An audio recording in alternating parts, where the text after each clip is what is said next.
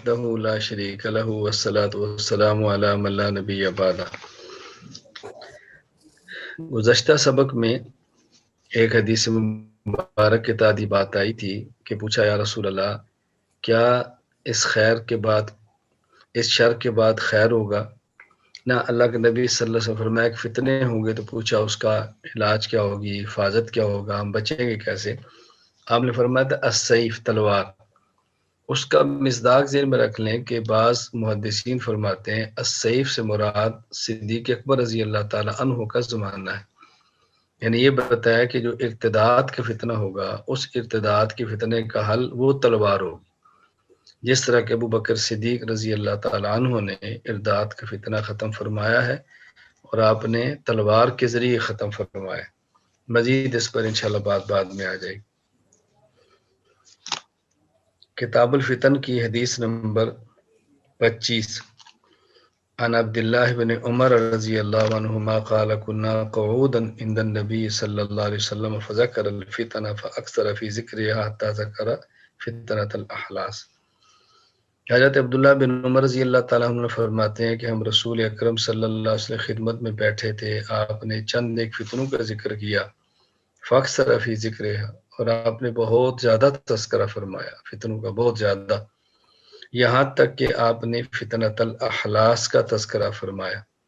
تو پوچھا یا رسول اللہ فتنۃ الاحلاس کیا ہے؟ فرمایا یہ حرب و حرب، یہ حرب و حرب۔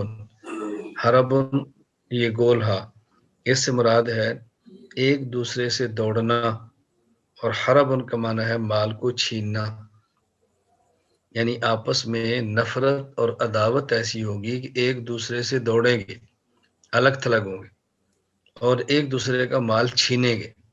یہ ہے فتنہ، جسے فتنۃ الاحلاس فرمایا۔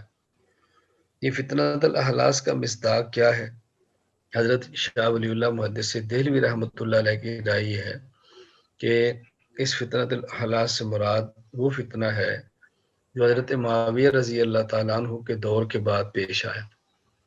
حضرت معاویہ رضی اللہ تعالیٰ عنہ نے جب اپنے بیٹے یزید کو خلیفہ مقرر فرمایا، ولی عہد متعین فرمایا، تو آپ نے فرمایا کہ تمہیں جو مقابلہ پیش آئے گا وہ 4 بندے ہو سکتے ہیں: حضرت عبد الرحمن ابو بکر صدیق رضی اللہ عنہ کے بیٹے، حضرت عبداللہ حضرت عمر رضی اللہ تعالیٰ عنہ کے بیٹے، حضرت عبداللہ حضرت زبیر کے بیٹے، اور حضرت حسین حضرت علی کے بیٹے، یعنی عبد الرحمن بن ابی بکر، عبداللہ بن عمر، عبداللہ بن زبیر اور حضرت حسین بن علی رضی اللہ عنہ۔ حضرت میر معاویہ رضی اللہ تعالیٰ عنہ نہایت مدبر شخص تھے۔ فرمایا ان میں سے جو عبد الرحمن بن ابو بکر ہیں شاید مقابلے کا وقت ان کو نہ ملے، یعنی ممکن ہے وہ دنیا سے رخصت ہو جائے۔ حضرت عبداللہ بن عمر رضی اللہ تعالیٰ عنہما صوفی مزاج کے ہیں، یہ گوشہ نشین ہو جائیں گے۔ اور حضرت اللہ بن زبیر رضی اللہ تعالیٰ عنہ یہ بہت ہوشیار اور بہت چلاک ہے۔ موسیٰ علیہ السلام، حضرت ہارون علیہ السلام میں کسی بات پر اختلاف ہوا، رائے کا اختلاف تھا، تو حضرت موسیٰ نے حضرت ہارون کی داڑھی اور سر کے بالوں کو پکڑ کر کھینچا اپنی طرف، لیکن امتی یہ کام نہیں کر سکتا، کیوں؟ وہ نبی ہے، نبی کا نبی سے تعلق ایسا ہے، وہ آپس میں کرے تو کر سکتے ہیں، کسی امت کے اختلاف ہو تو وہ داڑھی پکڑ کے کھینچ لے، کیوں کہ جی فلاں نبی کو کھینچا تھا، اسی کوئی گنجائش ہی نہیں ہے۔ بعض آپس میں تعلق اور رشتوں کی نوعیت ایسی ہوتی ہے، ایک دوسرے کو یہ باتیں کہہ سکتے ہیں۔ حضرت عائشہ رضی اللہ تعالیٰ عنہ کو رسول اکرم صلی اللہ علیہ وسلم فرما رہے، عائشہ جب تم ناراض ہوتی ہو مجھے پتہ چلتا ہے، جب مجھ سے خوش ہوتی ہو تو پتہ چلتا ہے۔ کہا حضور وہ کیسے؟ فرمایا جب تو کہتی ہیں رب محمد کی قسم میں سمجھتا ہوں عائشہ خوش ہے، جب کہتے رب ابراہیم کی قسم میں سمجھتا ہوں کہ عائشہ ناراض ہے۔ اب امتی نبی سے ناراض ہو تو اسلام سے نکل لے، لیکن حضرت عائشہ رضی اللہ تعالیٰ عنہ صرف امتی نہیں ہے، وہ حضور کی بیوی ہیں، وہاں امتی اور نبی کا رشتہ بھی ہے، ساتھ خامد اور بیوی کا رشتہ بھی ہے۔ اس لیے یا ایھا الذین آمنوا لا ترفعوا اصواتکم فوق صوت النبی، اگر ایمان والا پیغمبر کی موجودگی میں نبی سے آواز بلند کرے ایمان ختم ہو جائے۔ ازواج مطہرات اس سے مستثنا ہے، وہ کریں تو کر سکتی ہیں، کیوں؟ وہ حضور کی بیویاں ہیں نا، صرف امتی تو نہیں ہے۔ تو یہ بات ذہن نشین فرما لیں اب دیکھیں آپ بیٹھے ہیں، آپ کے اساتذہ بیٹھے ہیں، اساتذہ کسی بات پہ اختلاف کرتے ہیں، دونوں کا لہجہ تلخ ہو جاتا ہے، بول پڑتے ہیں. تو اگر کسی طالب علم کی وہی رائے ہو جو ایک استاذ کی رائے ہے تو وہ بھی بول پڑے، کیوں یہ وہ بولے ہیں تو میں کیوں نہیں بول سکتا؟ ہم کہیں گے پاگل، وہ استاذ ہیں، وہ ہم منصب ہیں، وہ دونوں بڑے ہیں، وہ ایک دوسرے کو کہہ سکتے ہیں، ہم نہیں کہہ سکتے. یہ میں نے اس لیے وضاحت کی ہے کہ اس سے غلط فہمی امیر معاویہ رضی اللہ تعالیٰ عنہ حضرت عبداللہ بن زبیر کو کیسے کہہ دیا کہ لومڑی سے چلا کے، وہ آپس میں ان کا منصب ہے، وہ فرما سکتے ہیں یہ بات.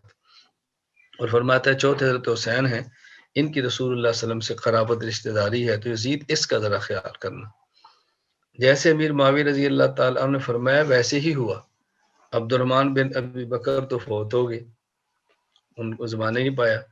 عبداللہ بن زبیر رضی اللہ عنہ گوشہ نشین ہو گئے، عبداللہ بن عمر رضی اللہ عنہ گوشہ نشین ہو گئے. حضرت عبداللہ بن زبیر رضی اللہ تعالیٰ عنہ نے مقابلہ کیا. وہ کیسے کہ حضرت امیر معاویہ رضی اللہ عنہ دنیا سے تشریف لے گئے، یزید حاکم اور امیر بن گئے. اہل مدینہ نے یزید کی بیعت سے انکار کر دیا، تو یزید نے مسلم بن عقبہ کو بھیجا چڑھائی کرو. اس نے مدینہ منورہ پہ چڑھائی کی، قتل عام ہوا، واقعہ حرہ پیش آیا، اور حجار الزید کا واقعہ، یعنی وہ جگہ کا نام ہے جہاں بہت زیادہ قتل عام ہوا. پھر اس کے بعد یہ مدینہ منورہ سے مکہ مکرمہ کی طرف گیا، تو مسلم بن عقبہ کا راستے میں انتقال ہو گیا. یزید نے اس کی جگہ پہ حسین بن نمیر، یہ حسین سعد سے ہے، حسین بن نمیر، اس کو جو ہے نا کمانڈر بنایا. اس نے جا کے مکہ مکرمہ پہ حملہ کیا، سنگ باری کی، پتھر پھینکے، جو کر سکتے تھے کیا. حضرت عبداللہ بن زبیر رضی اللہ تعالیٰ بہت بے جگری سے مقابلہ کیا. اسی دوران اللہ کا کرنا ہوا کہ یزید کا انتقال ہو گیا. جب یزید کا انتقال ہو تو ابن عمیر نے فوجیں اٹھائیں، محاصرہ اٹھایا اور واپس کوفہ چلا گیا. یزید کے بعد اس کا بیٹا، اس کا نام بھی معاویہ تھا، معاویہ بن یزید، وہ حاکم بنا. وہ 2 ماہ تک زندہ رہا، اس سے زیادہ وہ زندہ نہیں رہ سکا. تو عبداللہ بن زبیر رضی اللہ تعالیٰ عنہ کا معاویہ بن یزید کے انتقال کے بعد حلقہ خلافت وسیع ہوا. بعض کہتے ہیں کہ پورے عالم کے گویا خلیفہ بن گئے، مصر بھی ان کے قبضے میں آ گیا، عراق بھی ان کے قبضے میں آ گیا، چونکہ اس وقت معاویہ بن یزید فوت ہو گیا تھا تو یہی پھر خلیفہ تھے. تو مروان بن حکم نے اپنا کام شروع کیا، دمشق پہ قبضہ کیا، مصر پہ قبضہ کیا، اور اس نے عراق پہ قبضہ کیا. حجاج بن یہ مختار بن یہ مروان بن حکم نے یہ کام کیا. مروان بن حکم کچھ عرصہ زندہ رہا، تو پھر عبد الملک بن مروان وہ حاکم بنا. اس نے پھر حجاج کو بھیجا. حجاج بن یوسف نے مکہ پر حملہ کیا، بہت سخت حملہ کیا. حضرت عبداللہ بن زبیر رضی اللہ تعالیٰ عنہ باہر نکل کے لڑے، بندے بہت کم تھے، شہید ہو گئے. عبداللہ بن زبیر رضی اللہ تعالیٰ عنہ وہ شہید ہو. تو اس کے بعد پھر اس نے جو ہے عراق پر بھی قبضہ کر لیا، مصر پر بھی ہو گیا، دمشق پر بھی ہو گیا، یعنی یوں سمجھے کہ آل نالی خلیفہ بن گیا. تو اس عبد بن ملک یہ مروان بن حکم، پھر اس پر عبد الملک بن مروان، یہ وہ فتنہ تھا جسے فتنۃ الاحلاس کہتے ہیں، کہ بہت سخت فتنہ تھا، بہت زیادہ. اصل میں احلاس حلسن کی جمع ہے، حلسن کا معنی ہوتا ہے ٹاٹ، اور ٹاٹ بھی وہ جو عمدہ قالین کے نیچے بچھایا جاتا ہے. مطلب یہ کہ ایسا فتنہ ہے کہ ایسے وقت میں وہی بچ سکتا ہے جو ٹاٹ کی طرح گھر میں بیٹھ جائے، باقی بندے کے لیے بچنا بہت مشکل ہے. اور یہاں مطلب کیا ہوتا ہے کہ فتنہ اتنا سخت ہوگا، جس طرح ٹاٹ جم جاتا ہے اسی طرح فتنہ گھروں تک داخل ہوگا اور جم جائے گا. خیر، یہ فتنہ الاحلاس بعض نے کہا کہ اس سے مراد وہ ہے. فرمایا اس کے بعد پھر فتنہ کون سا آئے گا؟ ثم فتنۃ السرا، یہ سرن سے ہے جس کا معنی ہوتا ہے راز، خفیہ فتنہ آئے گا.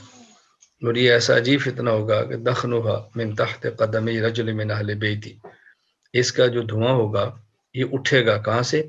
ایک ایسے شخص سے کہ جو میرے اہل بیت میں سے ہوگا. یعنی اہل بیت میں سے ہوگا یا نہیں، تاثر یہ دے گا کہ اہل بیت میں سے، معروف ہوگا کہ اہل بیت ہے. یزم انہ منی ولیس منی، اس کا گمان ہوگا اہل بیت میں سے، حالانکہ میرا فرد وہ نہیں ہوگا. کیوں؟ میرے افراد تو وہ ہیں اولیاء المتقون، جو متقی ہے، جن کے اندر تقوی، ان کا مجھ سے کیا تعلق ہے. یہ کون شخص تھا؟ کہتے ہیں مختار بن عبید سخفی تھا، یہ کوفہ میں تھا. اور مسلم بن عقیل انہی کے گھر میں آ کے رہا کرتے تھے، اور اس نے حضرت حسین رضی اللہ تعالیٰ عنہ کی شہادت کے بعد یہ ایک بنیاد بنائی کہ میں تو حسین کے خون کا بدلہ لینا چاہتا ہوں۔ کوفہ میں ایک جماعت تھی توابین کی، یہ جو پہلے شیعان علی تھے، حضرت حسین کو دعوت دی، پھر کچھ نہ کیا، حضرت حسین شہید ہو گئے، اپنے جرم پر انہیں توبہ کی، تو انہیں اپنا نام توابین رکھا تھا، اور یہ کہا تھا ہم حسین کا بدلہ لیں گے۔ اس مختار بن عبید ثقفی نے ان سے بھی رابطہ کیا کہ میں انتقام لینا چاہتا ہوں تو میرا ساتھ دو۔ محمد بن حنفیہ حضرت علی رضی اللہ تعالیٰ کے جو بیٹے تھے، ان سے بھی رابطہ کیا کہ ان سے بھی تائید لی کہ میں حسین کا بدلہ لینا چاہتا ہوں۔ کچھ لوگ وہاں گئے کوفہ سے محروم کہ انہیں فرمایا ہاں ہم چاہتے ہیں کہ بدلہ لے، ہم نے اس کو اختیار دی، اس لیے اس کو تائید ملی۔ تو خیر ایک وقت آیا کہ اس کی شرارتیں اور کوفہ میں اندرون خانہ سازشیں سامنے آئی، تو یہ گرفتار ہوا، یہ جیل میں چلا گیا۔ تو جیل سے کسی ذریعے اس نے خط عبداللہ بن عمر رضی اللہ تعالیٰ عنہما تک پہنچایا، تو ان نے سفارش کی، ان کی سفارش پر مدینہ کے گورنر اس کو رہا کر دیا۔ اس کو بھی اس نے اپنی کرامت کا اظہار کیا کہ میری کرامت دیکھو میں یہاں سے بھی آ گیا ہوں۔ اس وقت جو مدینہ گورنر تھا وہ فوت ہو گیا ہے نا، حضرت عبداللہ بن زبیر رضی اللہ عنہ کا دور تھا، تو آپ نے گورنر مدینہ کو معزول کر کے نیا گورنر بنا دیا۔ اس نے اس کو بھی اپنی کرامت بتایا کہ دیکھیں مجھے محمد بن حنفیہ کی بھی تائید ہے، میں اہل بیت میں سے بھی ہوں، میں جیل سے بھی نکل آیا ہوں، گورنر بھی معزول ہوگا۔ مطلب اس طرح کی چالیں اور سازشیں کھیل کے اس نے اپنے کام کو پختہ کیا۔ بالآخر اس نے جو موجودہ گورنر تھا اس کے خلاف بغاوت کی، اور اس نے کوفہ پر قبضہ کر لیا۔ اس کے لیے پھر حضرت عبداللہ بن زبیر رضی اللہ تعالیٰ عنہ نے اپنے بھائی مصعب بن زبیر رضی اللہ عنہ کو گورنر بنا کر بھیجا، اور انہیں اس شخص کو قتل کیا، اس فتنے کا خلاقہ کیا۔ تو یہ فتنہ ہے کہ مطلب کیا تھا، خفیہ، سرن سے ہے راز، یہ خفیہ فتنہ تھا، یہ خفیہ ایسا فتنہ تھا کہ جس نے جو کر سکتے تھے وہ کیا، لیکن چوری چوری اپنا کام ہی اندر کرتا رہا۔ بالآخر فتنہ تو فتنہ ہوتا ہے، ایک وقت آتا ہے کہ سازش سامنے آ جاتی ہے۔ فرمایا ثم یصطلح الناس علی رجل، پھر ایک ایسا فتنہ ہوگا کہ لوگ ایک ایسے شخص کے اوپر اتفاق کر لیں گے، خلیفہ بنا لیں گے، گویا وہ ورکن اللہ ضلعن ہوگا۔ ضلعن کہتے ہیں پسلی کو، ورکن کہتے ہیں کولا، یعنی وہ ایسے ہوگا جیسے کولا پسلی پہ رکھ دیا جائے۔ مطلب یہ ہے کہ کولا تو موٹا ہوتا ہے، پسلی چھوٹی ہوتی ہے، تو پسلی کولے کا وزن تو برداشت نہیں کر سکتی نا۔ اس کو یوں کہا جاتا ہے کہ جیسے بکری بھینس پر رکھ دی جائے، جیسے بھینس بکری کی ٹانگ پہ رکھ دی جائے۔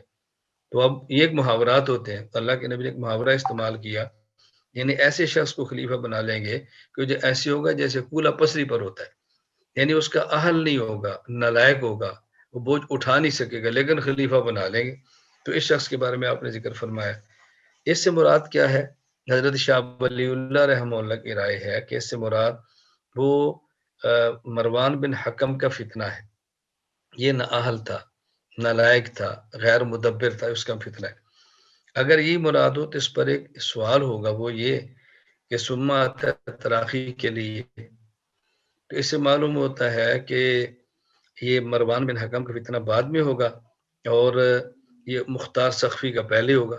حالانکہ مختار سقفی بعد میں آیا ہے اور مروان بن حکم یہ پہلے فوت ہو گئے تھے، تو یہ پھر ترتیب کیوں ہے، یہ الٹ ترتیب کیوں ہے؟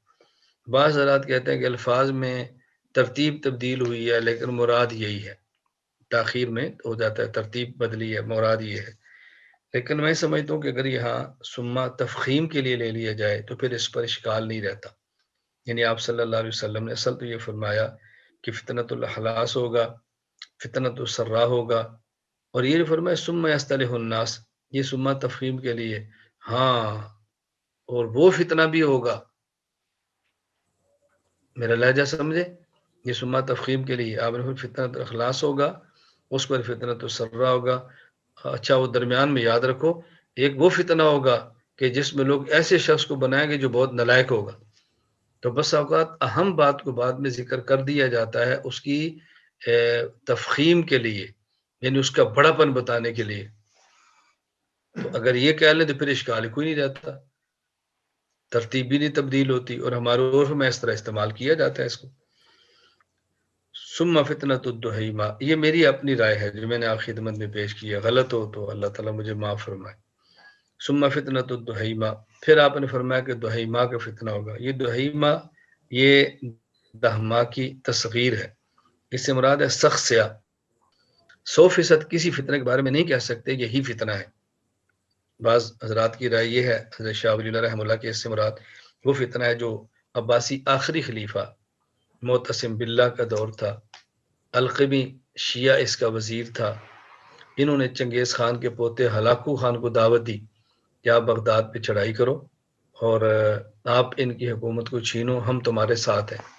جو کہ معتصم باللہ سنی تھا، وزیر اس کا القمی شیعہ تھا. یہ چاہتے تھے کہ عباسی خلافت ختم ہو، علوی خلافت شروع ہو.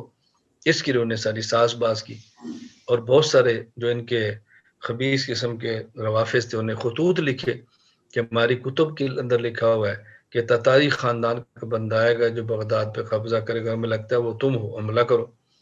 ادھر اس کا ایک اہم بندہ تھا نصیر الدین توسی، یہ ہجڑا تھا اور رافضی تھا.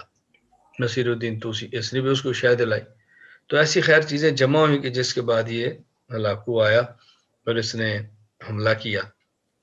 اس شخص نے جو کر سکتا تھا کیا. اس نے شہر سے باہر پھر ڈیرے لگائے، اور جب سازشیں عجیب ہوتی ہیں تو اس کو سمجھایا گیا کہ تم ایسا کرو کہ خلیفہ معتصم کو باہر بلاؤ. تو چونکہ انہیں چڑھائی کی تھی، قتل عام کیا تھا، تو وہ بھی چاہتے تھے کہ مصالحت کا راستہ نکلے. تو القمی نے خلیفہ کو بتایا بھی اسے مصالحت کر لو، مذاکرات کر لو، بات بن جائے، یہ لوگ قتل عام سے بچ جائیں. تو اس نے کہا کہ خلیفہ خود آئے، آ کر مذاکرات کرے. خلیفہ معتصم باللہ خود آیا، نالائق تھا پرلے درجے کا. جب وہ آ گیا تو اس نے کہا کہ تنہا خلیفہ سے مذاکرات نہیں ہوتے، بڑے اہم ہے، تم اپنے اہم علماء اور وزراء اور مشیرین بلاؤ. وہ بڑے بڑے آئے، جس نے ان کو بھی بلا لیا. جب آئے تو اس نے خلیفہ کے سامنے ان سب کا قتل عام کیا. پھر خلیفہ سے کہا کہ بغداد میں اطلاع دو کہ لوگ ہتھیار پھینک دیں. ہتھیار پھینک دیے، داخل ہو گیا. پھر دربار سے جا کے اس نے خلیفہ سے خزانے کی کنجیاں لی، خزانے پر قبضہ کیا. یوں خیر اس نے قتل عام کیا، اور کہتے ہیں دجلہ کا دریا کا پانی اس نے سرخ کر کے رکھ دیا. اور اس کے بعد پھر یہی شخص تھا کہ جس نے کتب خانوں کا رخ کیا اور کتابیں اس نے جلا کے تباہ و برباد کر دی. تو بعض کہتے ہیں اس کا مصداق یہ ہے. حقیقی اس کا مصداق کون تھا ہے اللہ تعالیٰ ہی بہتر جانتے ہیں. اللہ تعالیٰ ہی بہتر جانتے ہیں. میں واللہ اعلم بالصواب اپنے ذوق کی بنیاد پر کہتا ہوں کہ ہمارے اس دور میں اس فتنے کا ایک مصداق یہ قادیانیت کے فتنہ بھی ہے، مرزائیت کا فتنہ بھی ہے. یہ اتنا بڑا اندھا عالمی فتنہ ہے کہ کوئی ملک اس نے چھوڑا نہیں ہے جہاں پر یہ نہ گیا. کسی ملک اس نے متاثر بغیر چھوڑا نہیں. اور دنیا کی بہت بڑی طاقتیں جو کہ اس کے پشت کے اوپر ہے، اور بڑی بڑی طاقتیں اس کے پشت کے اوپر ہیں، اسباب اور وسائل کی کوئی کمی نہیں ہے. یہ جو قادیانیت کا فتنہ ہے بہت عجیب فتنہ ہے. اللہ اکبر. حضرت علامہ کشمیری رحمۃ اللہ علیہ فرماتے تھے کہ تاریخ میں اس سے بڑا کوئی فتنہ نہیں آیا. حضرت شاہ صاحب رحمۃ اللہ کا جملہ میں سنا کرتا تھا لیکن مجھے سمجھ نہیں آتا تھا. جب میں نے اسفار کیے، شہروں میں گیا، ملکوں میں گیا، تو پھر اندازہ کتنا بڑا فتنہ ہے.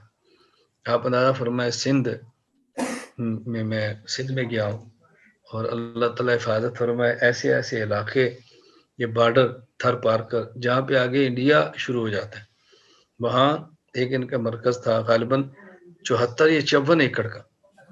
ایک ہم نے وہاں دیکھا ریسٹورینٹ، پتہ نہیں مہدی کے احمدیہ کے نام پہ، ہسپتال دیکھا کسی نام سے. یعنی ایسے علاقوں میں بڑے بڑے مراکز قائم کیے ہو، افریقہ میں مراکز، اور پتہ نہیں کہاں کے ان لوگوں نے کام کیا. یہ تو اللہ تعالیٰ جزائے خیر عطا فرمائے دارالعلوم دیوبند کے ہمارے اکابر اور مشائخ کو کہ جن اس فتنے کی سرکوبی میں دن رات ایک کیا ہے اور دنیا بھر میں اس کو ننگا کر کے رکھ دی ہے.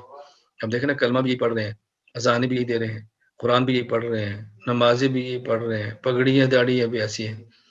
جب اسمبلی کے اندر 1974 میں بحث ہوئی تو خود مفتی محمود صاحب رحمۃ اللہ علیہ فرماتے تھے جب مرزا ناصر محمود اسمبلی میں آیا، داڑھی، سر پہ پگڑی اور ایسا لباس اور وجاہت، میں اندر ہی اندر سوچتا تھا کہ یا اللہ اس کا کفر میں کیسے بتاؤں لوگوں کو، کیسے سمجھاؤں کہ یہ کافر ہے. یعنی اس انداز میں، اس روپ کے اندر وہ تھا. ابھی بھی آج ان کا ہے مرزا مسرور، آپ کبھی اس کی پگڑی، داڑھی، ایچکن اور لباس دیکھ لیں، آپ حیران ہو جائیں گے. یعنی میں نے آپ سے پہلے بھی کئی بار گزارش کی ہے کہ میں بذات خود میڈیا استعمال نہیں کرتا. ضرورت کی وجہ سے میڈیا پر آئے ہیں اور دنیا کو ایک صحیح رخ پہ لانے کے لیے، میڈیا کا رخ ٹھیک کرنے کے لیے، عقائد کی محنت کے لیے، کیونکہ میں اس کو جانتا نہیں.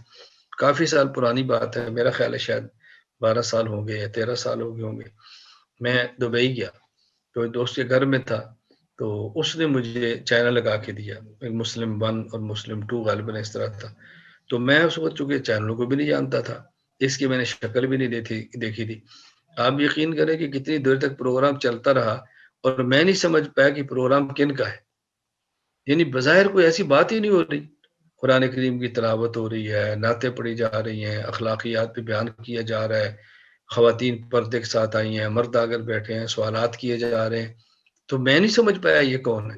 وہ تو خیر بعد میں کسی پوچھا بھی یہ شکل ہے، بندہ کون ہے، کہا یہ تو مرزا مسرور ہے، یہ تو فلانا ہے. پھر پتہ چلا قادیانی. یعنی آپ اس سے اندازہ فرمائیں کہ کتنا عجیب یہ فتنہ ہے، کتنا عجیب ہے. ابھی ایک تاریخ اٹھتی ہے، ہمارے علماء پاکستان اس پر محنت کرتے ہیں، تو لگتا ہے کہ ان کا جو ہے نا وہ کام وہ ختم ہو گیا، اور اس کا ابھی ختم نہیں ہوتا ساتھ ہی دوسری آ جاتی ہے. مجھے میسج کرنا، دوسرا آ جاتا ہے، وہ ختم ہوتا ہے، تیسرا ہوتا ہے. یعنی کوئی نہ کوئی عجیب انداز میں.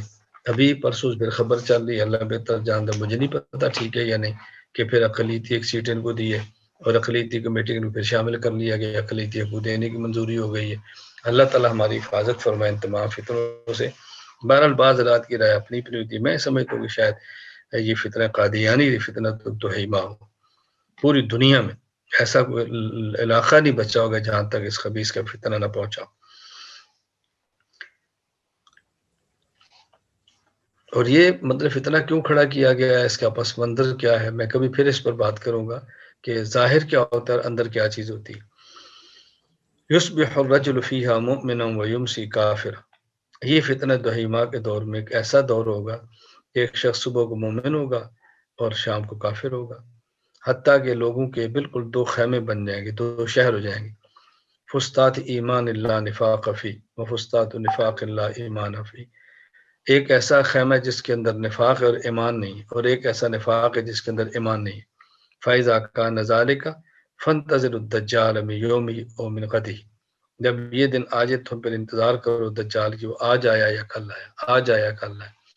اب دیکھو نا، میں اس لیے کہہ رہا ہوں کہ اگر اس سے مراد وہی لیا جائے جو تتاریوں کا تھا، اس کو تو کئی سو سال گزر گئے. 7 تو ہجری کا واقعہ ہے، اور آج کتنا عرصہ گزر گیا، 1500 سال آ رہی ہے. حضور پاک فرما رہے کہ اس کے بعد دجال آئے گا. تو بظاہر تو یہ لگتا ہے کہ یہ قادیانیت کی فتنہ، اس کے علاوہ اور بھی ہو سکتا ہے. تو بظاہر یہ لگتا ہے چونکہ اب ان کے اور دجال کے درمیان کوئی فاصلہ نہیں ہے. اور عجیب بات یہ کہ ان میں یہ بھی مماثلت ہے کہ خود دجال وہ بھی کانا ہوگا اور مرزا غلام احمد قادیانی بھی کانا ہے.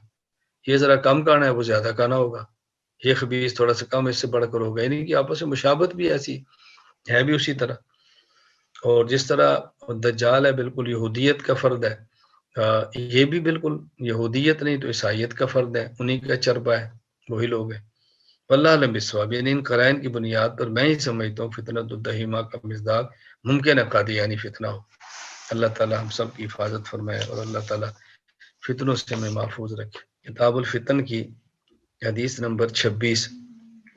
حضرت ابو ہریرہ رضی اللہ تعالیٰ عنہ فرماتے ہیں کہ رسول اکرم صلی اللہ علیہ وسلم نے ارشاد فرمایا: ویل للعرب من شر قد اقترب افلح من کف یدہ.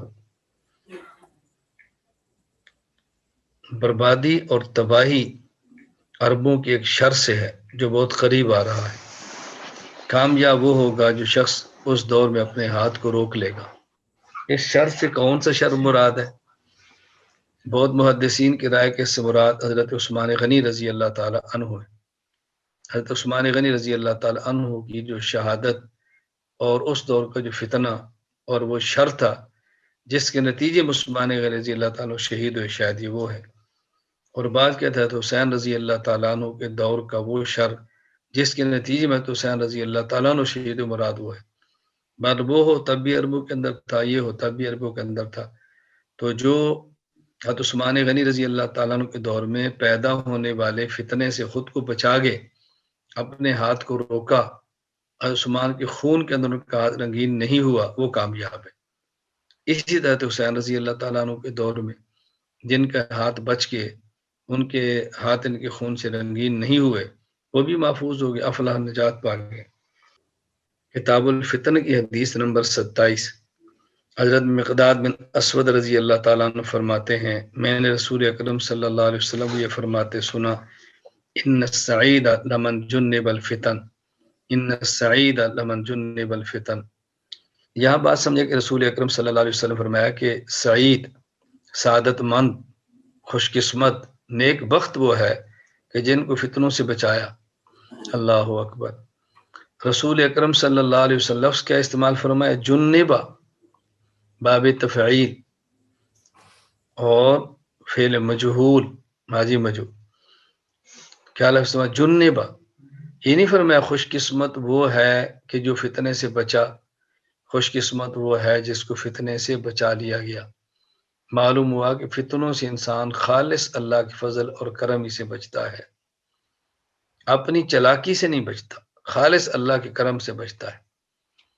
معروف یہ ہے کہ حکیم نور الدین یہ بھیرے والا جو مرزا غلام احمد قادیانی کا خلیفہ تھا، خلیفہ پر اس کو یہ تھا کہ شاید اس کے مرنے کے بعد نبی ہی بنے گا، اس کے علاج کے لیے گیا اور کہتے ہیں سمجھانے کے لیے گیا اور خود مرتد ہو گیا یہ نور الدین۔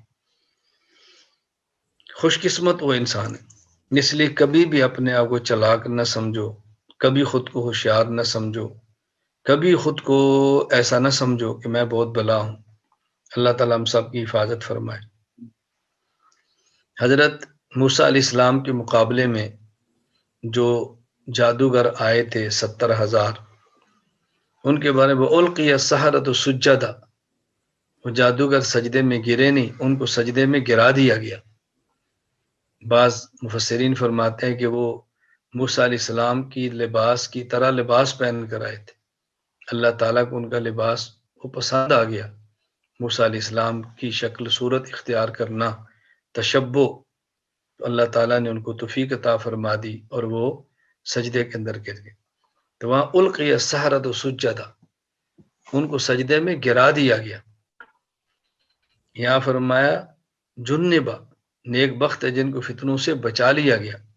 قرآن کریم میں ہے فمن زحزح عن النار وادخل الجنۃ فقد فاز، جس کو جہنم کی آگ سے بچا لیا گیا اور جنت میں داخل کر دیا گیا، یہ شخص کامیاب ہے۔ بس میں یہ بات سمجھانا چاہ رہا ہوں کہ جنبا ماضی مجہول یہ بتا رہا ہے کہ آدمی فتنوں سے بچتا ہے تو اللہ کے کرم سے بچتا ہے۔ لا حول ولا قوت الا باللہ، لا حول عن المعصیہ ولا قوت علی الطاعات الا باللہ۔ آدمی گناہ سے بچتا ہے جب اللہ کی توفیق ہو، آدمی نیکی کرتا ہے جب اللہ کی توفیق ہو۔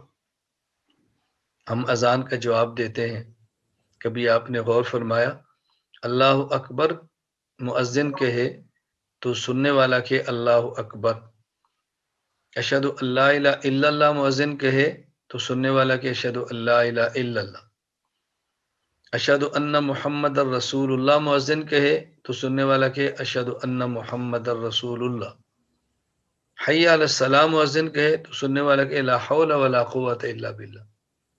یہ کیوں تبدیل ہو گیا ہے؟ الفاظ کیوں بدل گئے؟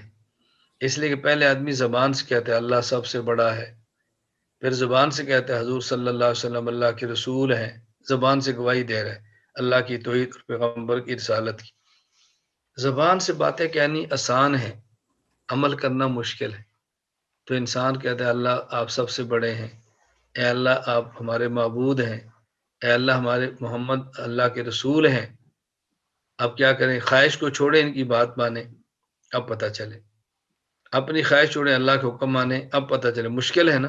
لا حول ولا قوت الا باللہ، اے اللہ زبان سے تو ہم نے کہہ دیا، عمل تبھی ہوگا جب آپ توفیق دیں گے، ورنہ نہیں ہو سکتا، ورنہ نہیں ہو سکتا۔ اس لیے میں بڑے وثوق کے ساتھ کہتا ہوں جو آدمی اذان شروع ہو جائے کام چھوڑے، اذان کا جواب دے اور سمجھ کر دے، لا حول ولا قوت الا باللہ سمجھ کر کہے، اور ہو نہیں سکتا کہ اس کو نماز کی توفیق نہ ملے۔ آپ آزما کر دیکھ لیں، کوئی شخص اذان ہو اور کام چھوڑ دے اور سمجھ کر اذان کا جواب دے، پھر اذان نماز کی توفیق نہ ملے، کوئی آپ کے علم میں ایسا بندہ آ جائے تو مجھے ضرور بتانا کہ جی ایک بندہ میں ایسا مل گیا ہے، استاد جی میرے ساتھ ایسا ہوا ہے، سمجھ کر دے جو آپ. تو اللہ کے نبی فرماتے ہیں جنبا فمنہم شقی و سعید. قرآن کریم میں بعض شقی بدبخت ہیں، سعید اور بعض نیک بخت ہے. قرآن کریم نے کہا. میں نے الحمدللہ قرآن کریم کی اس آیت کی بنیاد پر اپنے سب سے چھوٹے بیٹے کا نام سعید بہادر رکھا، اسی وجہ سے کہ اللہ اس کو نیک بخت بنائے، فتنوں سے بچائے، اللہ تعالیٰ اس کو جو ہے نا بدبختی سے محفوظ رکھے. ان چیزوں کو ذہن میں رکھ کے اپنی اولاد کے نام بھی رکھنے چاہیے. مجھے ساتھی کہتے ہیں کہ آپ کے ہر بیٹے کے ساتھ بہادر کا لفظ کیوں ہے؟ میں نے کہا تو کیا پھر بزدل بنائے ان کو؟ اس لیے رکھتے ہیں شاید اللہ تعالیٰ سے نام کی برکت سے ان میں شجاعت پیدا فرما دے، غیرت پیدا فرما دے، اللہ تعالیٰ دین کا کام لے لے. ہم تو پابند ہیں نا اس چیز کے کہ جو اسباب اختیار کر سکتے ہیں اسباب اختیار کریں. حضرت علی کے یہاں بیٹا پیدا ہوا تو کہا حضور میں نے نام اس کا رکھا حرب. فرمایا حرب تو جنگ کو کہتے ہیں، تو حسن رکھ لیا. پھر دوسرا بیٹا پیدا ہوا، کہا کیا نام رکھے؟ کہا جی حرب. کہا حرب تو جنگ کو کہتے ہیں. پھر بیٹے کا نام حسین رکھ لیا. چونکہ حضرت علی رضی اللہ تعالیٰ عنہ تو مزاج میں شجاعت تھی نا، آپ کی تو مزاج میں دلیری تھی، آپ اس کو سمجھتے ہیں. علی رضی اللہ تعالیٰ عنہ کی تو طبیعت ہی ایسی تھی نا. جب رسول اکرم صلی اللہ علیہ وسلم نے، بڑی معروف حدیث ہے، جب آپ نے ارشاد فرمایا تو حبب الی من دنیاکم ثلاث، مجھے 3 چیزیں پسند ہیں. اللہ کے نبی نے فرمایا تھا مجھے 3 چیزیں پسند ہیں، الطیب والنساء وجعلت قرۃ عینی فی الصلاۃ. ایک تو مجھے خوشبو بہت پسند ہے. دوسرا وہ ایسا وقت تھا جب خواتین کا استحصال ہوتا تھا، بچیاں زندہ درگور کر دی جاتی تھی. عورت ہونا آر کی علامت تھی. نبی تو پوری امت کے باپ ہوتے ہیں نا. اللہ تعالیٰ نے ان عورتوں کی آپ کے دل میں شفقت والی محبت پیدا فرما دی تو بچیوں کو حقوق مل گئے. حضور نے فرمایا کہ میرے دل میں اللہ نے ان کا پیار ڈال دیا. تو یہ بات سمجھا کرو، یہ حدیث بیان کرنے سے پہلے یہ سمجھا دیا کرو کہ محبت کیا ہے، وہ زمانہ کیسا تھا اور تو ظلم کیسا ہوتا تھا. تو اللہ نے اپنے محبوب حضرت کے دل میں ان کا پیار ڈال دیا، شفقت ڈال دی، اس پر آپ نے ان کو حقوق عطا فرما دی. اگر یہ بات کی کہ بغیر سمجھاؤ گے تو جو کہ ہمارے یہاں غلاظت کا دور ہے، فوراً لوگوں کے ذہن میں تعجب ہوتا ہے کیسی بات کہہ رہے ہیں حضور کے بارے میں صلی اللہ علیہ وسلم. فرمایا جعلت قرۃ عینی فی الصلاۃ، دیکھو انداز ہی بدل گیا. فرمایا ایک خوشبو، ایک عورت، اور اگلی بات نماز کا تو کیا کہنا، وہ تو میری آنکھ کی ٹھنڈک ہے. یعنی وہ انداز ہی بالکل بدل گیا یہاں پر. اور لفظ کیا، وہ جعلت قرۃ عینی، اللہ اکبر، میری آنکھ کی ٹھنڈک بنا دی گئی ہے. دیکھو یہاں بھی ماضی مجبور کا صیغہ ہے.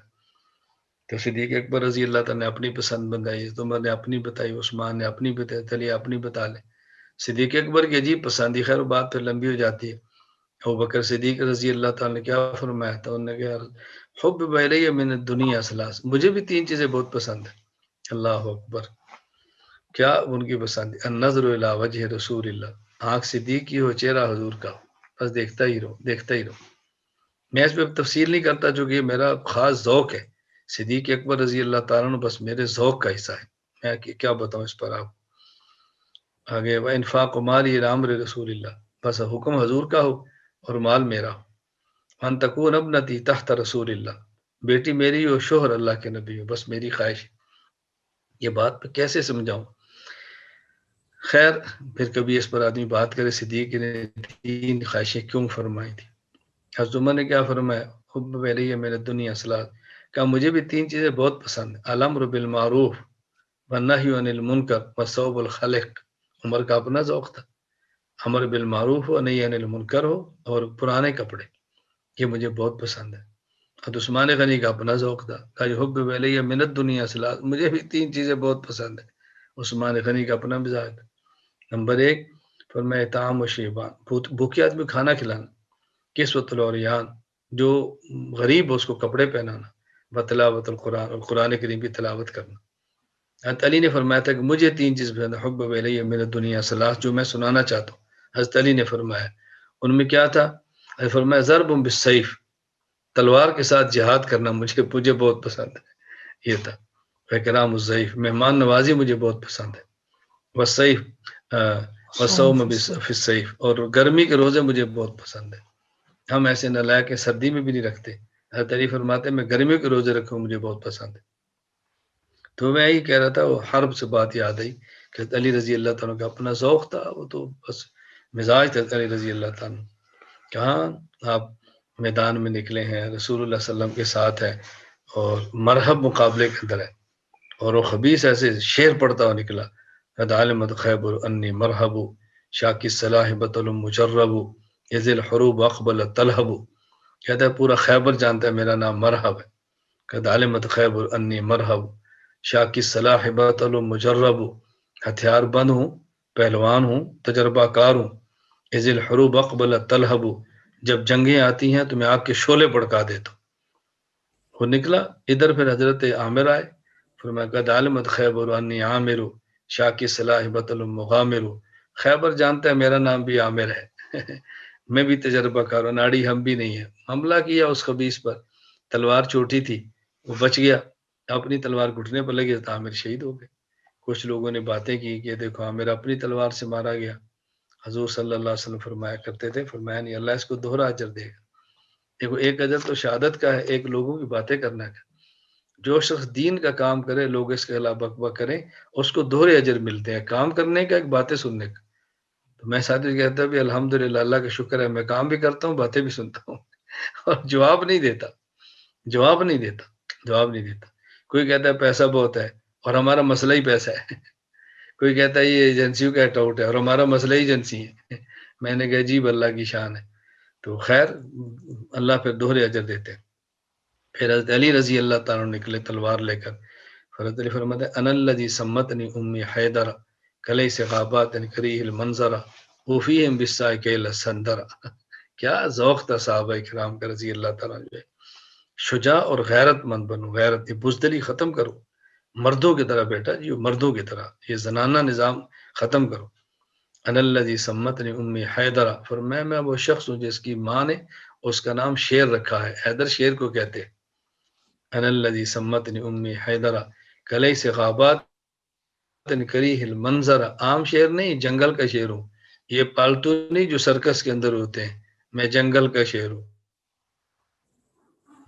کریہ المنظر، مجھے دیکھ کر لوگ کہتا ایسی ہو جس کو دیکھ کر کفر خوف محسوس کرے کہ یہ نر ہے۔ ہم ایسی شکلیں بناتے ہیں کہ کافر کو بھی ترس ہے کہ اس کو روٹی دے دو بیچارے کو اس کو لقمہ دے دو، یہ مسکین بھیک مانگتا پھر رہا ہے۔ وفیہم بالسائکیل السندر، فرمایا میں تمہیں ناپ ناپ کے دوں گا، تول تول کے آئے تجھے دیتا ہوں۔ ایک بار کیا مرحب کے دو ٹکڑے کر کے پھینک دی، دو ٹکڑے کر کے ادھر پھینکا، پتہ بھی نہیں چلا اس نام کو دنیا میں کوئی شیطان پیدا بھی ہوا تھا۔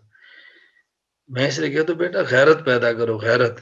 بے غیرت بندے کی کوئی زندگی نہیں ہے، بے حیا کی کوئی زندگی نہیں ہے، بے مروت کی کوئی زندگی نہیں ہے، اس کو مر جانا چاہیے۔ اس کے لیے زمین کا پیٹ زمین کی پشت سے بہتر ہے، بطن الارض خیر له من ظہرها۔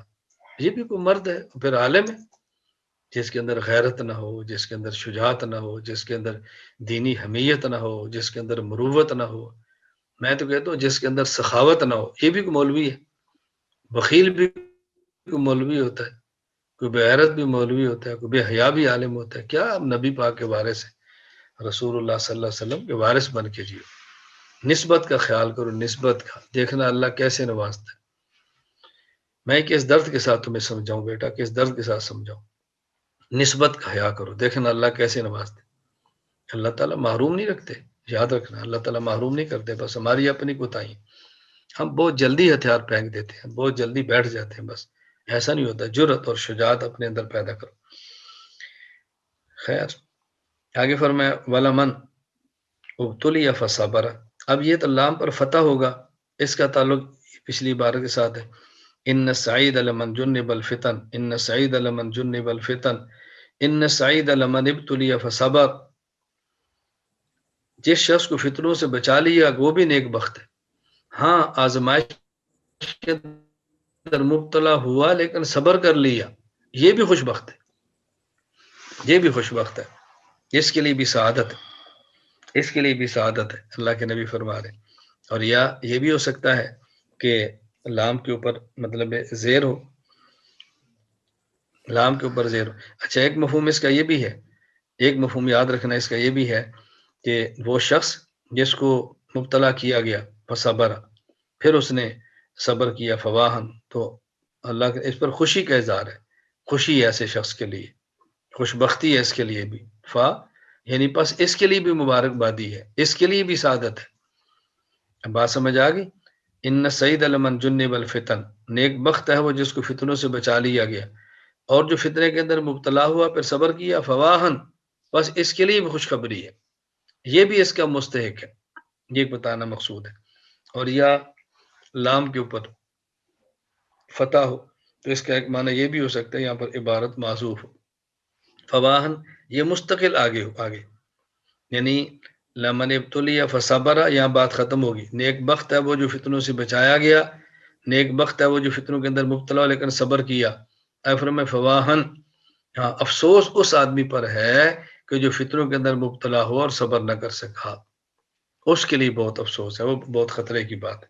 اللہ تعالیٰ ہم سب کو آزمائش سے محفوظ فرمائے، اللہ فتنوں سے دور ہی رکھے، بس ایسا موقع ہی نہ آئے کہ ہم کمزور لوگ ہیں، بہت کمزور ہیں، شاید صبر والا کام ہم سے نہ ہو سکے۔ اللہ تعالیٰ شکر کی توفیق عطا فرمائے۔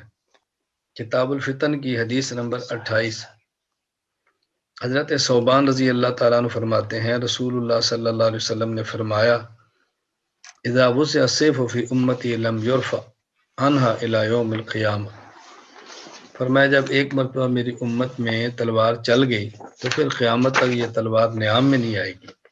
اس سے مراد یہ کہ جب مسلمان کے خلاف تلوار چل گئی، فی امتی کا معنی امت اجابت، میں نے کہا تھا نا رسول اللہ صلی اللہ علیہ وسلم جن کی طرف نبی بن کر ہے اس کو امت کہتے ہیں، جنہوں نے قبول کر لی امت اجابت ہے، قبول نہ کی امت دعوت ہے، پھر امتی سے مراد امت اجابت ہے۔ کلمہ کو جب ایک بار تلوار آپس میں چل گئی پھر دوبارہ بند نہیں ہوگی، لڑتے رہیں گے۔ آگے آپ نے یہ فرمایا کہ وَلَا تَقُومُ السَّاعَةُ حَتَّى تَلْحَقَ قَبَائِلُ مِنْ أُمَّتِي بِالْمُشْرِكِينَ، قیامت اس وقت تک نہیں آئے گی جب تک میری امت کے بعض قبائل مشرکین کے ساتھ نہ مل جائیں۔ اس کا مصداق کیا ہے؟ بعض حضرات کی رائے یہ ہے کہ اس کا مصداق صدیق اکبر رضی اللہ تعالیٰ کو وہ دور ہے کہ جس میں لوگوں نے ارتداد اختیار کر لیا تھا، مرتد ہو گئے تھے اور زکوٰۃ کا انکار کیا۔ آپ کے علم میں یہ زکوٰۃ کے دینا کہ خلیفہ کو نہیں دیں گے، الی یوم القیامۃ ولا تقوم الساعۃ حتی تلحق قبائل من امتی۔ حضرت ابو بکر صدیق رضی اللہ تعالیٰ عنہ کے دور میں یہ فتنہ انتہائی سخت فتنہ تھا، ارتداد کا فتنہ بہت خطرناک فتنہ تھا۔ ان لوگوں کا مطالبہ کیا تھا؟ انہوں نے یہ نہیں کہا تھا کہ ہم زکوٰۃ نہیں دیتے، انہوں نے کہا تھا کہ ہم تمہیں زکوٰۃ نہیں دیتے، تمہیں زکوٰۃ نہیں دیتے۔ اور ان کی بنیاد کیا تھی؟ قرآن کریم کی آیت خذ من اموالہم صدقۃ تطہرہم، انہوں نے کہا کہ اللہ تعالیٰ نے پیغمبر کو فرمایا کہ تو ان سے زکوٰۃ وصول کیا کر، تو زکوٰۃ وصول کیا کر، حضور تو نہیں، ہم کیوں زکوٰۃ دیں؟ تو ابو بکر صدیق رضی اللہ تعالیٰ نے فرمایا کہ حکم نبی کو تھا لیکن میں تو نبی کا وارث ہوں، میں تو نبی کا جانشین ہوں، تو جو کام نبی نے فرمایا وہ میں نے سارے کرنے ہیں۔ لو منعونی اقالا لیؤدونہ الی رسول اللہ صلی اللہ علیہ وسلم لاقتلہم، ایک رسی جو حضور کے دور میں زکوٰۃ حضور کو دی جاتی تھی، مجھے نہیں دو گے میں قتال کروں گا۔ صدیق اکبر رضی اللہ تعالیٰ تنہا نکلے، گھوڑے پر بیٹھے، حضرت عمر بن خطاب رضی اللہ عنہ جیسا شخص راستے میں رکاوٹ بنا، صدیق ان کو چھوڑ دو، بڑے بڑے فتنے موجود ہیں، ان کو کچھ نہ کہو، یہ چھوٹا فتنہ ہے۔ صدیق اکبر فرمانے لگے یا عمر انت جبار فی الجاہلیت و حوار فی الاسلام، یا عمر جب کلمہ نہیں پڑھا بہت دلیر تھا، کلمہ پڑھ کے بزدل ہو گیا۔ یہ ابو بکر صدیق کہہ سکتے ہیں، ہم نہیں کہہ سکتے۔ صدیق اکبر رضی اللہ تعالیٰ فرمایا کلمہ نہیں پڑھا بہت دلیر تھا، کیا بہت بزدل ہو گیا، فرمایا میں تنہا لڑوں گا۔ حضرت عمر کہتے ہیں صدیق اکبر رضی اللہ تعالیٰ کی جرت نے میرا بھی سینہ کھول دی۔ ابو بکر صدیق تنہا اس میدان میں نکلے، یہ رسول اللہ صلی اللہ علیہ وسلم کے وارث تھے۔ اور صدیق اکبر رضی اللہ کے بارے میں آتا ہے، کہتے ہیں ان ابا بکر قام زمن ردت مقام الانبیاء، ابو بکر اس ارتداد کے دور میں ایسے کھڑے ہوئے جیسے نبی کھڑا ہوتا ہے، یعنی جس طرح پوری انسانیت ایک طرف ہو جاتی ہے، پیغمبر اکیلا کھڑا ہوتا ہے، وہ صدیق تنہا کھڑے ہوئے تھے، اور صدیق اکبر کے اس عزم نے صحابہ کرام کو پاؤں پہ کھڑا کر دیا تھا۔ اور بعض نے یہاں تک کہا اللہ اکبر، فرمایا کہ جو مسلمہ کذاب کے خلاف تھے، اسامہ لے کر نکلو لشکر، تم بھی نکلو، جو حضور نے تشکیلیں کی تھی وہ جاری رہیں گی۔ بعض حضرات نے ابو بکر صدیق رضی اللہ تعالیٰ عنہ سے یہ کہا حضرت مدینہ خالی ہو گیا، مدینہ منورہ میں ازواج مطہرات ہیں، لوگ مدینے پر حملہ کر دیں گے، کیا بنے گا؟ اللہ اکبر۔ صدیق اکبر رضی اللہ ایسا جملہ فرمایا کہ بس میں تو نقل بھی ہم لوگ نہیں کر سکتے، کہنا تو بڑے دور کی بات ہے۔ فرمایا لو جرت بہن الکلاب، اگر کتے مدینے پہ حملہ کریں، ازواج مطہرات کے کتے بھی گھسیٹ لیں، میں ابو بکر پھر بھی وہ قافلے نہیں روکوں گا جو حضور نے روانہ کیے تھے۔ اب ازواج مطہرات میں صدیق کی بیٹی عائشہ بھی ہے، کوئی عام کے بارے میں جملہ نہیں کہا جا رہا۔ مقصد کیا تھا؟ فرمایا یہ ہوگا، قافلے روانہ ہوں گے۔ ابو بکر صدیق کی اس جرت کا نتیجہ یہ تھا کہ ایسا کفر پہ رو پڑا۔ انہوں نے کہا مسلمان عورتوں کے بارے میں بہت غیرت مند ہیں، تو جنہوں نے اتنے لشکر باہر بھیجے ہیں، مدینہ میں کتنے افراد رکھے ہوں گے ان کی حفاظت کے لیے؟ یہ تو مدینہ خالی نہیں چھوڑ سکتے، بہت غیور ہے عورتوں کے معاملے میں۔ تو صدیق اکبر رضی اللہ تعالیٰ عنہ کی اس جرت نے فتنوں کا بالکل قلع کما کر کے رکھ دیا تھا۔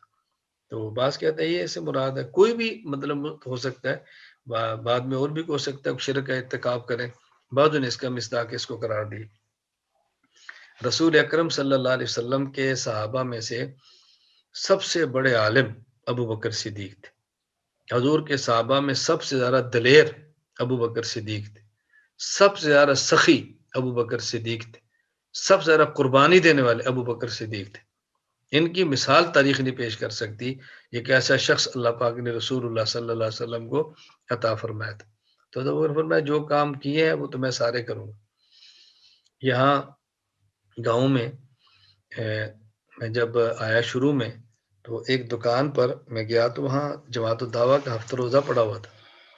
میں نے کہا یار یہ کیا جی وہ فلاں گاؤں کے اندر لڑکی ہے، یہ وہ بیچتی ہے ایک بچے کے ذریعے، یعنی ایک لڑکی ابھی اس کا نکاح بھی نہیں ہوا اور وہ گاؤں میں تقسیم کر رہی ہے۔ کیوں؟ اس لیے کہ اس کا بھانجا وہ غیر مخلد بن گیا، ساتھ قریب 75 چکا وہاں کا مسجد بھی بنائی، اور ان کا غالباً سرگودے کا نازم اعلیٰ بھی تھا، وہ ان کو رسالے دیتا تھا اور وہ تقسیم کرتی تھی۔ میں بہت پریشان ہو گیا، اب یہ کیا ہو گیا؟ میں تو خیر گاؤں میں تھا ہی نہیں، باہر تھا، میں تو آیا باغ میں۔ تو خیر اللہ نے کرم کیا، میری عادت ہے فتنہ سامنے آئے میں کوشش بھی کرتا ہوں، پھر سوچتا ہوں اللہ سے دعا مانگتا ہوں کہ اس کا حل کیا نکلے۔ اللہ کا کرم یہ ہوا کہ جہاں سادہ کے مکانات بنے ہیں، اس جگہ پر ایک یہی مکان تھا جو ہم نے خریدا، تو جن کا یہ مکان تھا وہ یہاں رہتے نہیں تھے، تو لیا ان نے تھا لیکن چھوڑ دیا رہنا، رہتے نہیں تھے، تو کسی وجہ سے وہ نہیں آ سکے۔ تو میں نے یہاں سب سے پہلے 6 ماہ کا کورس شروع کیا بچیوں کے لیے، 1 گھنٹے 2 گھنٹے کے لیے آتی، پڑھ کے چلی جاتی، ایک کمرے کے اندر وہ ہوتی، پردہ لٹکا کر میں سبق پڑھا دیتا تھا، میرے پاس اور کوئی ذریعہ ہی نہیں تھا، انتظام ہی نہیں تھا، نہ معلمہ نہ کچھ۔ خیر میں نے اللہ کے نام پہ شروع کیا۔ صراط مستقیم کورس میں نے جب گاؤں کی مسجد میں شروع کیا، یہ میں سمجھاتا ہوں کہ تم یہ ذہن بناؤ کیسے کام کرنے، کھانا میں کھلاتا، سبق میں خود لکھاتا، بچوں کو میں خود سنبھالتا۔ آج وہی صراط مستقیم کورس ہے جس کو مفتی شبیر صاحب شروع فرما رہے ہیں 1 جنوری سے، ابھی اس کا داخلہ 280 سے تجاوز کر چکا ہے۔ ایک وقت ہوتا کہ مانگ کے روٹیاں میں کھلاتا تھا، اب 40 ان کا $20 ہم نے فیس رکھی ہے، تو پھر بھی 280 اوپر داخلے ہو گئے، آپ اندازہ فرمائیں۔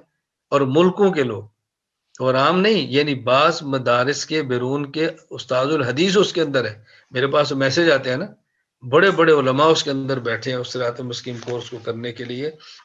جو اخلاص کی محنت ہوتی ہے بہت عجیب ہے۔ میں نے کئی بار آپ سے کہا تم تو یہاں بیٹھے ہو، تمہیں پتہ ہی نہیں دنیا میں کتنا کام ہو رہا ہے۔ تنہا میں نکلا تھا، تنہا میں یار و مددگار، آج فضا بدل گئی۔ تو خیر اللہ کی شان، وہ بچی اس کورس کے اندر آ گئی، پورا پڑھا یا کہ سبق کے اندر آئی مجھے نہیں یاد۔ تو اس نے مجھ سے سوال کیا پرچی لے کے کہ استاد جی عورتیں علماء کی بیعت کریں، اس کی دلیل کیا ہے؟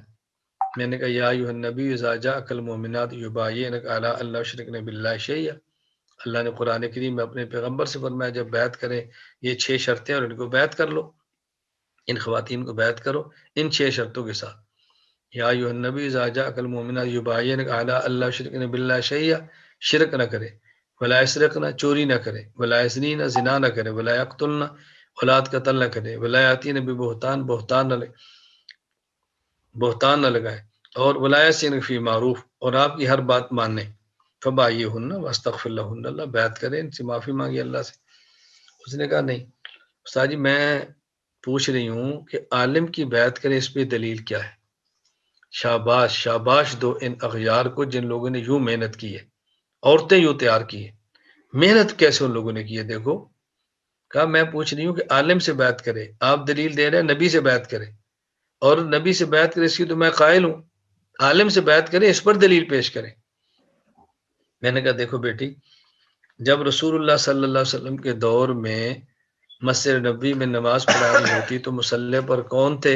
کہا جی رسول اللہ صلی اللہ علیہ وسلم۔ میں نے کہا جمعے کے دن خطبہ کون دیتا؟ کہا رسول اللہ صلی اللہ علیہ وسلم۔ میں نے کہا صحابہ مسئلے پوچھتے فتویٰ کون دیتا؟ کہا رسول اللہ صلی اللہ علیہ وسلم۔ میں نے کہا خواب دیتے تعبیر کون بتاتا؟ کہا جی رسول اللہ صلی اللہ علیہ وسلم۔ میں نے کہا مسجد میں آتا نکاح کون پڑھاتا؟ کہا جی رسول اللہ صلی اللہ علیہ وسلم۔ میں نے کہا جہاد ہوتا قیادت کون کرتا؟ کہا جی رسول اللہ صلی اللہ علیہ وسلم۔ میں نے کہا آج نماز کون پڑھائے گا؟ کہتی مولانا۔ میں نے کہا خطبہ کون دے گا؟ کہا جی مولانا۔ میں نے کہا قیادت کون کرے گا جہادی؟ کہا جی مولانا۔ میں نے کہا نماز کون، میں نے کہا اچھا نکاح کون پڑھائے گا؟ مولانا۔ خواب ہے تعبیر کون بتائے گا؟ مولانا۔ مسئلہ فتویٰ کون دے گا؟ کہتی مولانا۔ میں نے کہا تم نے بیعت کرنا ہو تو تمہاری پھر میں کوئی نبی لے کر آؤں، اس کے لیے کوئی نبی پیدا کرے آپ؟ میں نے کہا بیٹی جب باقی سارے کام عالم نے کرنے ہیں تو یہ کام بھی تو عالم نے کرنا ہے نا، یہ نبی کا وارث ہے، سارے کام کرے گا۔ ابو بکر صدیق نے فرمایا میں حضور کا جانشین ہوں، جو کام نبی نے کیے سارے وہ کام میں نے کرنے۔ میں اس لیے ساتھ کہتے جو کام اللہ کے نبی نے فرمایا وہ سارے کام ہم نے کرنے، بس یہ ذہن میں رکھو۔ کیونکہ آپ شاگرد ہیں، آپ اولاد کی طرح، میں اس لیے آپ کو بات بلا جھجک کہہ دیتا ہوں، باہر تو لوگ اس بات کو اتنی جلدی سمجھیں گے نہیں، شاید حسد کا شکار ہو جائیں۔ آپ یہ بات الحمدللہ اللہ تعالیٰ کا شکر ادا کرتا حدیث میں نعمت کے طور پر کہہ سکتے ہو کہ جس استاذ کے ہم شاگرد ہیں دین کے ہر شعبے کے اندر اس کا حصہ ہے، دین کے ہر شعبے میں اس کا حصہ ہے، مصنف بھی ہے، مدرس بھی ہے، خانقاہ کا پیر بھی ہے، اپنی جماعت کا امیر بھی ہے، میدان جنگ کا مجاہد بھی ہے، جیل کا اسیر بھی ہے، مدرسے کا محتمم بھی ہے، 4 بیویوں کا شوہر بھی ہے، مناظر بھی ہے، ساری صفات ایک جگہ پر آپ کہہ سکتے ہو۔ یہ باتیں میں مذاق میں نہیں کہہ رہا، میری عادت ہے، میں ہنستے ہنستے کہتا ہوں، آپ تلاش کرو۔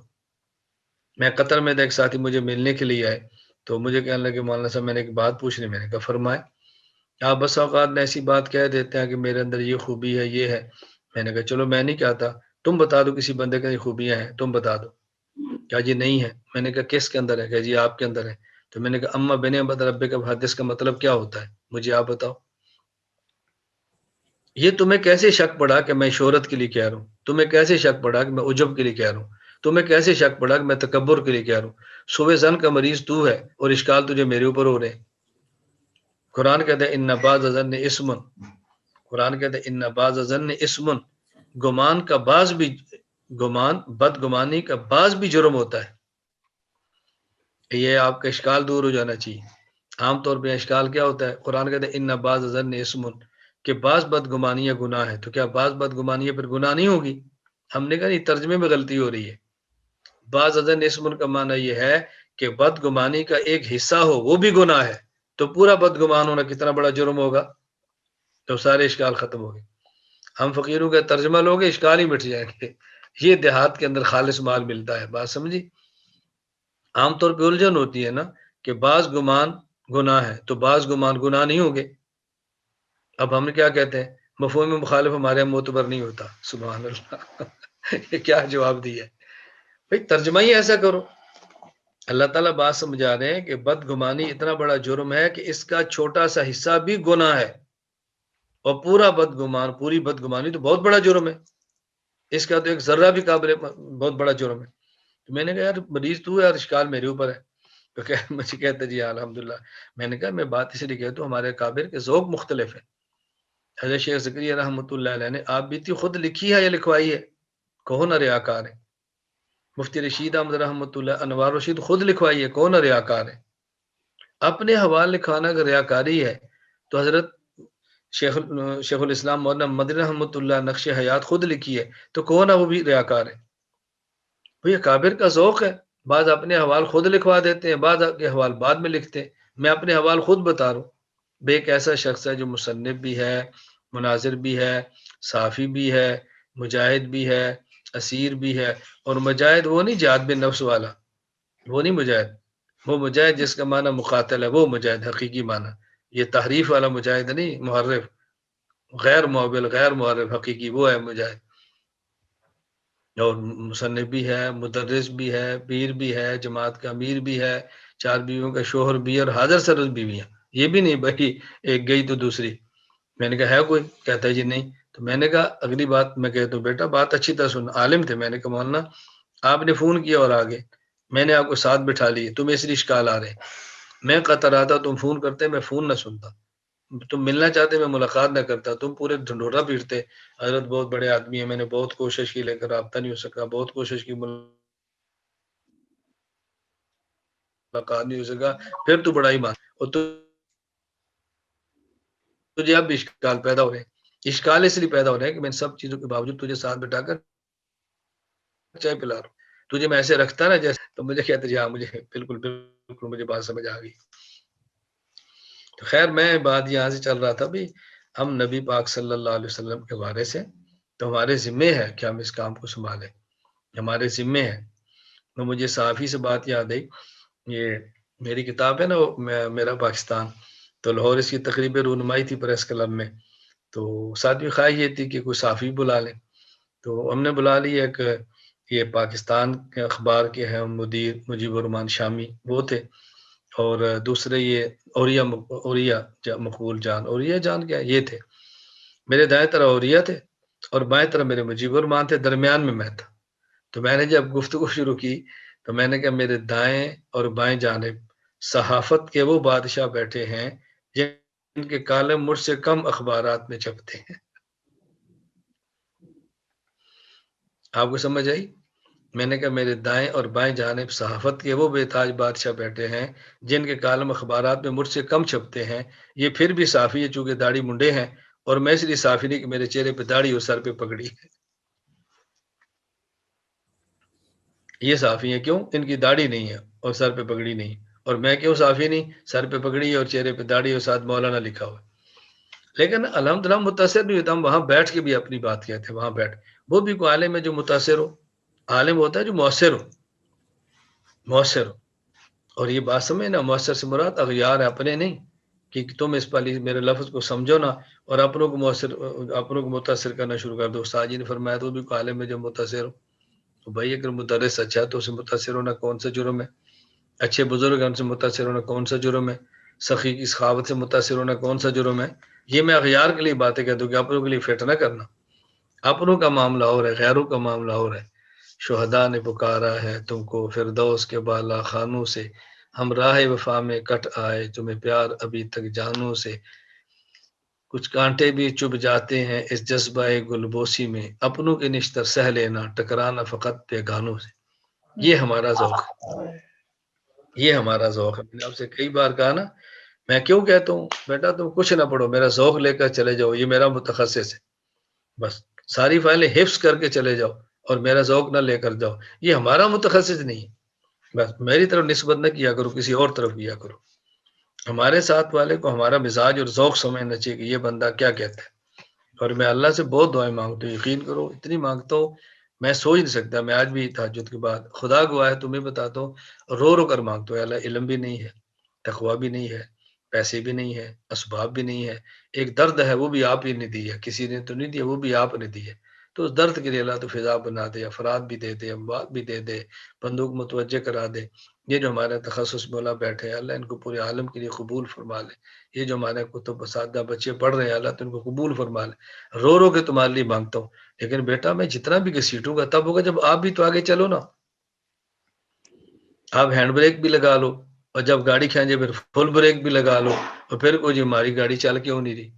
اس کو تو بابا روسی ٹریکٹر بھی نہیں کھینچ سکتا، تو میں تمہیں کیسے کھینچوں گا. کچھ تم بھی تھوڑی سی ہمت کرو. کو سمجھ آ رہی ہے بات؟ وَحَتَّى تَعْبُدَ قَبَائِلُ مِنْ أُمَّةِ الْأَوْثَانِ، اور فرمایا کہ قیامت نہیں ہے کہ جب تک میری امت کے بعض لوگ بتوں کی پوجا نہیں کریں گے. یا تو واقعتاً مشرک ہو جائیں گے الیاذ باللہ، اور یا دنیا پرست ہو جائیں گے، دنیا دار ہو جائیں گے. جس طرح کے آتا ہے نا تائز عبد الدینار و عبد الدرہم، یا عبد الدرہم عبد الدینار. تو درہم کی پوجا کرنے والے سے مراد کیا ہے؟ دنیا دار. دنیا کے کتے بن جائیں گے، ایک وقت آ جائے گا. اللہ ہم سب کو دنیا کے نہ خنزیر بنائے نہ دنیا کا کتا بنائے. اللہ اپنے دین کے لیے قبول فرما لے. دین کے لیے محنت کرو. اتت دنیا و راغب آئی تو ذلت کے ساتھ ہمارے پیچھے چلے گی انشاءاللہ. وَأَنَّهُ سَيَكُونُ فِي أُمَّتِي كَذَّابُونَ ثَلَاثُونَ كُلُّهُمْ يَزْعُمُ أَنَّهُ نَبِيُّ اللَّهِ، میری امت میں 30 ایسے کذاب ہوں گے جن میں سے ہر ایک یہ جھوٹا دعویٰ کرے گا وہ اللہ کا نبی ہے۔ وَأَنَا خَاتَمُ النَّبِيِّينَ لَا نَبِيَّ بَعْدِي، میں آخری نبی ہوں، میرے بعد کوئی نبی پیدا نہیں ہوگا۔ ایک جلسے پر میں بیٹھا تھا، مجھ سے پہلے ایک مولوی صاحب کا بیان تھا، تو انہوں نے حدیث پڑھی تو کہا ثلاثون کلہم یزعم انہ نبی اللہ۔ جب بعد میں بیٹھے، میری عادت ایسی جگہ ہو تو میں یعنی انسان ہے، غلطی ہو جاتی ہے، بھول جاتا ہے، تو میں نے کہا ممکن ہے خیال نہ رہا، تو بیٹھے تو میں نے کہا مولانا ویڈیو بن رہی تھی تو غلطی سے آپ کی زبان سے نا شاید انہ نکل گیا، اس کا خیال فرمایا کرے، ریکارڈنگ ہوتی ہے۔ نہیں ہے ہی انہ۔ میں نے کہا شیخ میں تو خلوت میں آپ خدمت میں عرض کر رہا تھا، تو وہ ڈٹ گئے۔ میں نے کہا چلے پھر آپ مطالعہ فرما لینا، تو بعد میں انشاءاللہ رابطہ کر لیں گے، یہ انہو ہے، انہو نہیں ہے، یہ انا درمیانے کلام کے اندر آئے، خبر پر لام نہ ہو تو انا نہیں پڑھا جاتا، انا پڑھا جاتا ہے۔ تو میں نے کہا دیکھیں ضابط قانون ہے، آپ اس کا خیال فرمائیں گے تو پیدا ہوگا۔ خلوت میں اپنے ساتھی کو سمجھا دینے میں حرج نہیں ہے۔ لا نبی یا بادی، میں آخری نبی ہوں، میرے بعد کوئی نبی پیدا نہیں ہوگا۔ عام طور کے ترجمہ کیا جاتا ہے لا نبی آبادی، میرے بعد کوئی نبی نہیں ہوگا، یہ ترجمہ نہیں کرنا، میرے بعد کوئی نبی پیدا نہیں ہوگا۔ جب آپ کہتے ہیں لا نبی آبادی، میرے بعد کوئی نبی نہیں آئے گا، تو قادیانی منکرین ختم نبوت کہتے ہیں کہ عیسیٰ علیہ السلام آئیں گے، جی آئیں گے۔ نبی ہوں گے، جی نبی ہوں گے۔ تم تو کہتے ہو نبی نہیں ہوگا، تو عیسیٰ علیہ السلام پھر کیوں ہوں گے؟ پھر ہم جواب دیتے ہیں وہ نبی ہوں گے لیکن امتی ہونے کی حیثیت سے آئیں گے۔ وہ کہتے ہیں مرزا امتی ہے، نبی ہونے کی حیثیت سے آیا ہے۔ جس طرح عیسیٰ علیہ السلام میں دونوں حیثیتیں، ہمارے نبی کے اندر بھی دونوں ہیں۔ اب کیا جواب دو گے؟ پھنس گئے نا۔ اس لیے خطیبوں والا ترجمہ نہ کرو، وکیلوں والا ترجمہ کرو، وکیل بن کے جیو۔ لا نبی آبادی، میرے بعد کوئی نبی پیدا نہیں ہوگا، پیدا نہیں ہوگا۔ عیسیٰ علیہ السلام نازل ہوں گے، پیدا نہیں ہوں گے، پیدا شدہ ہیں، وہ نازل ہوں گے۔ اور مرزا یہ پیدا ہوا ہے۔ لا نبی آباد، میرے بعد کوئی نبی پیدا نہیں ہوگا۔ ہاں یہ بات ذہن میں آئے گی کہ آپ نے پیدا ہونا کس لفظ کا ترجمہ کی ہے؟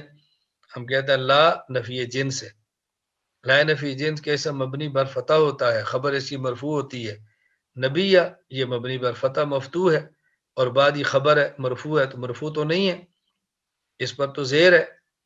بعد مضاف یازمین متکلم مضاف الیہ، مضاف اپنے مضاف الیہ سے مل کر یہ متعلق محذوف کیا ہے۔ وہ محذوف کیا ہے؟ جب تک معذوف نہیں نکالو گے تب تک ترکیب نہیں بنے گی، ترجمہ نہیں ہوگا۔ تو معذوف کیا ہے؟ ثابت کائن، اب اشکال ہو گیا۔ لا نبی یا ثابت بعدی، میرے بعد کوئی نبی نہیں ہوگا، اشکال آ گیا۔ معذوف ایسا نکالو اشکال نہ ہو۔ ہم معذوف نکالتے ہیں مولود، لا نبی یا مولود بعدی، میرے بعد کوئی نبی پیدا نہیں ہوگا۔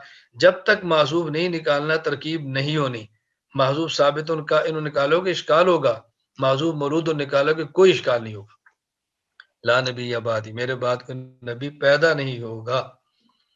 الحمدللہ، اللہ کا بہت شکر ہے، میں نے جب سے یہ بات شروع کی ہے اب اکثر جگہوں پر یہ ترجمہ بھی کیا جا رہا ہے، بیانات بھی کیا جا رہا ہے، اسی طرح علماء نے کہنا شروع کر دی ہے۔ میں نے اس کو بہت چلایا ہے، اس کو آپ اسی طرح وضاحت کر کے چلایا کرو، اس کا ترجمہ یہ کرنا ہے تاکہ اغیار کو موقع نہ ملے۔ وَلَا تَزَالُ طَائِفَةٌ مِّنْ أُمَّتِي عَلَى الْحَقِّ ظَاهِرِينَ، فرمایا میری امت میں سے ہمیشہ ایک جماعت ایسی رہے گی جو حق پر ثابت قدم رہے گی۔ ظاہرین کا معنی غالب نہیں ہے، ظاہرین کا معنی ثابت قدم، حق پر ڈٹی رہے گی ایک جماعت۔ اللہ تعالی ہمیں اس کا مصداق بنا دے۔ لا یضرهم من خالفهم حتی یاتی امر اللہ، حتی یاتی امر اللہ کا تعلق ہے ظاہرین کے ساتھ۔ میری امت میں ایک جماعت ایسی ہوگی جو قیامت تک حق پر ثابت قدم رہے گی۔ لا یضرهم من خالفهم، کوئی شخص ان کا مخالف نقصان نہیں پہنچا سکے گا۔ اس کا سوال یہ ہے اہل حق کو نقصان تو باطل پہنچاتا ہے، مخالفی نقصان تو پہنچاتے ہیں، کبھی شہید کر دیتے ہیں، کبھی زخمی کر دیتے ہیں، کبھی کیس کروا کے جیلوں میں ڈلوا دیتے ہیں، کبھی ملکوں سے نکلوا دیتے ہیں، مخالف نقصان تو پہنچاتا ہے۔ تو لا یضر من خالف کو مانا گیا، یا نقصان سے مراد ایسا نقصان ہے جو حق پر ان کو ثابت قدم نہ رہنے دے، مخالف ان کا کچھ بگاڑ نہیں سکتا، یعنی ان کو رائے حق سے ہٹا نہیں سکتا۔ یہ معنی ہے مضرت کا۔ مضرت کا معنی یہ نہیں کہ دنیا میں کوئی ان کو نقصان نہیں پہنچا سکتا۔ اللہ تعالیٰ ہمیں بات سمجھنے کی توفیق عطا فرمائے، اللہ تعالیٰ ہمیں حق پر ثابت قدم رکھے، اللہ تعالیٰ حفاظت فرمائے۔ عافیت کے ساتھ دین کی خدمت کرنے کی توفیق عطا فرمائے۔